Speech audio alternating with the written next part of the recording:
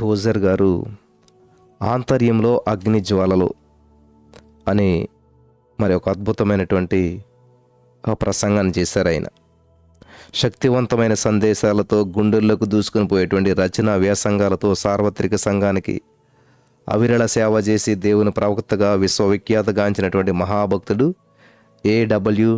Tozer గారు అన్నమాట. మోసే దేవుని ప్రవక్త, ఒక ధర్మకర్త, దాస్య విమోచకుడు, ఆధ్యాత్మిక నాయకుడు. మోషే దేవుని మనిషి, దేవుడు రాయబారి. ఫరో ముందు నిలబడినప్పుడు అతని కాళ్ళు వనకలేదు, ముఖం పాలిపోలేదు, నిశ్చలంగా నిండు హుందాతో నిలబడ్డాడు. ఈ మహత్తరకరమైనటువంటి దైవ కార్యనిర్వహణకు అతన్ని సంసిద్ధుని చేసింది ఐగుప్తు జ్ఞానం కాదు. మోషే ఫరో రాజభవనంలో రాజవిలాసాల మధ్య పెరిగాడు. భౌతికంగా రాజధర్మానుసారంగా శిక్షణ పొందాడు. అయితే దేవుని కార్య సాధనకు ఈ బహుముఖ శిక్షణ పనికిరాదు ప్రియులారా. అందుకోసమే దేవుడు మోసేని కోట నుండి మకం మార్పించాడు. ఎప్పుడూ కాపరిని అంటి పెట్టుకుని ఉండేటువంటి గొర్రెల మధ్యకు మంద కాపరిగా పంపించాడు. గొర్రెల తప్ప మరేమీ లేనటువంటి ఎడారిలోని నిశ్శబ్దత అనేటువంటి పాటలకు 40 ఏళ్ల శిక్షణకై పంపించాడు. ఆ పాఠశాలకు పంపించాడు. చుట్టూ గొర్రెలను వేసుకుని మధ్యలో నడుము వాల్చాడు మోసే. అది నడిరేయి చుట్టూరా ప్రశాంతతను అలముకుంది. ఎక్కడో దూరాన పిట్టగోతలు, అప్పుడప్పుడు గొర్రెలు అసంతృప్తి అరుపులు తప్పంతా నిమ్మడంగా ఉంది. నింగిలోకి తదేకంగా తిలకిస్తూ దేవుని గురించి ధ్యానిస్తూ ఉండేటువంటి వాడు మోషే. అన్ని విధాల శిక్షితుడైనటువంటి మోసే గారు ఇప్పుడు దేవుని ఎదుట ప్రశాంతంగా ఉండే క్రమశిక్షకుడు కూడా అలవాటు పడ్డాడు. అటువంటి క్రమశిక్షణ కూడా అలవాటు పడిపోయాడు. కానీ ఇంకా అతడు దైవ కార్యానికి తయారు కాలేదు.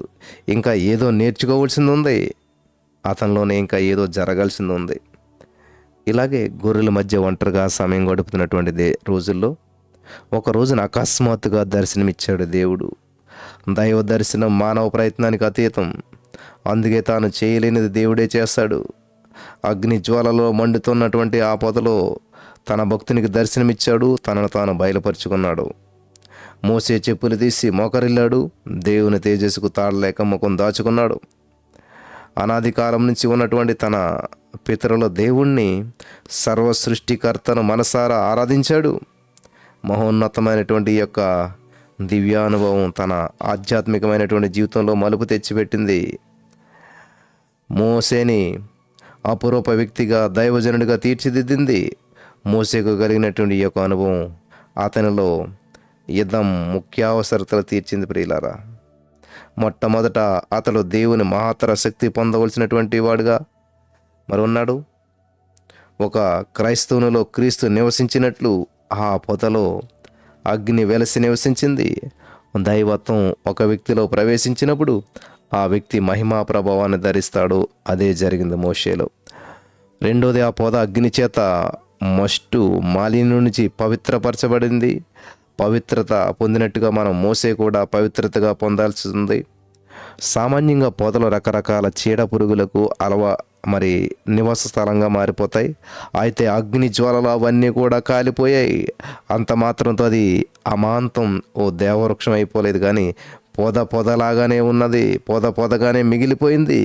కాకపోతే దేవుడు దానిలో జ్వాలించాడు, దాన్ని పవిత్రం చేశాడు. సరిగా మోసేలో కూడా అలాంటిదే జరిగింది. మనల్ని మనం దేవునికి సమర్పించుకున్నప్పుడు దేవుడు మనలో ప్రవేశించి జ్వలిస్తూ పవిత్రపరుస్తూ ఉంటాడు. దేవుడు మనకు ప్రథమంగా వస్తురూపక సహాయం చేయడు, కానీ తనకు తానే మనలో ప్రవేశించి తన నివాసం ఏర్పరచుకుంటాడు. మూడవదిగా, అగ్ని జ్వాలల వల్ల ఆ పొద రూపాంతరం చెందింది. సామాన్యమైనటువంటి ఆ పొదల్లాంటివి ఎన్నో ఉండొచ్చు ఆ ప్రాంతంలో, కానీ చరిత్రలోనే అపురూపమైన వృక్షంగా మారింది ఆ పొద. దానిలో ఉన్న అగ్ని ప్రభావం దాని ద్వారా బయటకు వెళ్ళింది. అలానే లోకంలో ఉన్నటువంటి మానవాళి అసంఖ్యాకం. కాకపోతే పొడుగు, అందం, లావు, సన్నం, వికారం, ఛాయ మొదలైనటువంటి తేడాలు ఇక్కడ అవి మాత్రమే కనిపిస్తూ ఉన్నాయి. శతాబ్దాలుగా ఎన్నో తరాలు మారాయి. లోకం మనల్ని గుర్తించకపోవచ్చు, కానీ దేవుడు ఒక వ్యక్తి మీద దృష్టి సారించాడంటే ఆ వ్యక్తి జీవిత గమనమే మారిపోతుంది. ఆ వ్యక్తి లోకానికి ఒక వింత. హల్లెలూయా. ఆ రూపాంతరం మనసులో కలుగుతుంది ప్రియులారా. నాలుగవదిగా, ఆ పొద దేవుని భద్రతతో ఉంది. దానిలో అగ్ని ఉన్నంతసేపు దాన్ని ఎవరు కూడా సమీపించలేరు. మనలో నిజంగా దైవాగ్ని మండుతూ ఉంటే మనల్ని మనం కాపాడుకోనక్కర్లేదు. ఒకవేళ ఆ రోజంతా ఎక్కడ తిండి దొరకనటువంటి శాకాహార జంతువు ఏదైనా సరే ఆ పొదపై పడదామని చెప్పి ఆ రాత్రి అక్కడికి వచ్చి ఉంటే మండుచున్న ఆ పొదను చూసి దరిదాపు కూడా వెళ్ళుండేది కాదు. నీలో దైవాగ్ని ఉంటే ఏది నీకు హాని చేయదు. లోక మాలిన్యం అంటకనకుండా ఉండేందుకు జనసంచారం నుంచి దూరంగా వెళ్ళనవసరం లేదు. అటక ఎక్కి కూర్చోనవలసిన అవసరం లేదు. యేసు ఈ లోకంలో ఉన్నప్పుడు అలా చేయలేదు. నీలో పరలోకాగ్ని ఉన్నట్లయితే సర్వశక్తిమంతుని భద్రత నీకున్నట్లే. ఐదవదిగా, మోసే దేవుని యొక్క సౌందర్యాన్ని కళ్ళారా చూశాడు. ఆ పొద అగ్ని జ్వాలల్లో శోభాయమానమైపోయింది. క్రైస్తవంలో ఉన్నటువంటి ప్రియులారా, ఇది చాలా అద్భుతమైనటువంటి విషయం. మనం చాలా జాగ్రత్తగా గమనించాలి. పరిశుద్ధాత్మ దేవుడు చాలా అద్భుతమైన విషయాలు మనకి తెలియజేస్తూ ఉన్నాడు ఇక్కడ. మోసే దేవుని యొక్క సౌందర్యాన్ని కళ్ళారా చూశాడు. ఆ పొద అగ్ని జ్వాలలతో శోభాయమానమైపోయింది. క్రైస్తవంలో ఉన్నటువంటి విషాదకరమైనటువంటి పరిస్థితికి ఒక కారణం ప్రేమరాహిత్యం. లోకం మనలో ప్రేమ స్వరూపైనటువంటి క్రీస్తు ప్రభుని సౌందర్యాన్ని వెతుకుతుంది. కానీ మనలో ఉండవలసినంత క్రైస్తవ ప్రేమ లేకపోవడం వల్ల లోకానికి మరి వికారంగా అనిపిస్తుండటం. మండుతున్నటువంటి పొద దగ్గరకు మనుషులు వస్తారు, కానీ ప్రజలు మన దగ్గరకు రావడం లేదంటే మనం మండటం లేదన్నమాట. దైవాగ్ని నీలో ప్రజ్వలినప్పుడు నీలో క్రీస్తు సౌందర్యం కొట్టొచ్చినట్లు కనిపిస్తుంది. మరి ఆయన కరుణారూపం నీ మీద ప్రతిఫలిస్తుంది. హల్లెలూయా. మండుతున్న పొద ఊరికే పొద్దుపోక చెప్పుకునే కథ కాదు. మన పూర్వీకులు పొందినటువంటి యొక్క అనుభవాన్ని గురించి కేవలం విని ఆనందించేది కూడా కాదు. ఆ అపురూప అనుభవం మనలో కలగాలి. మోసే వలె దేవునితోటి మరి నిర్దిష్టమైనటువంటి సంతృప్తికరమైనటువంటి అనుభవంలోకి రావడానికి ముఖాముఖి ఆయన ఎదుర్కోవాలి. మండుతున్న పొద అనుభవం బాహ్యంగా నీకు కలగదు, కానీ ఆంతర్యంలో జరిగే దివ్య ప్రక్రియ. అయితే దానికోసం నీ పక్షంగా నీవు కూడా ఎంతో చేయాలి. సమర్పణ, భక్తి, విశ్వాసాలు, పరిశుద్ధ జీవనం, క్రమశిక్షణ, దయార్థత, ప్రార్థన ఆవశ్యకంగా నీలో పెంపొందించుకోవాలి. నీవు కోరితే దేవుడు నీకు తప్పక శిక్షణిస్తాడు.